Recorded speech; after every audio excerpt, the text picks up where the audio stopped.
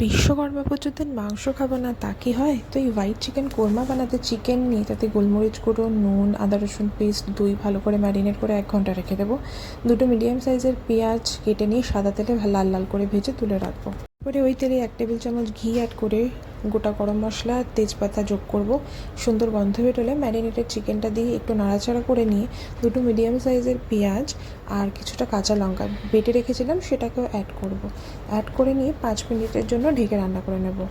Chicken থেকে জল ছেড়ে গেলে 1 টেবিল চামচ নুন দিয়ে 10 মিনিটের জন্য আবারও ঢেকে কষিয়ে নেব।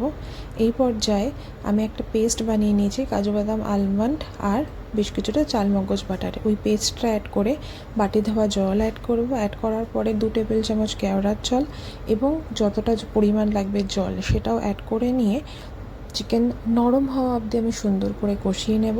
ব্যাস কিছুই না, চিকেন কষা রেডি হয়ে গেলে উপর থেকে পেঁয়াজ ভাজা, গোটা গরম মশলা আর কিছুটা বাটার দিয়ে সার্ভ করলেই আমাদের হোয়াইট চিকেন কোরমা রেডি। নান হোক বা ভাত দারুণ।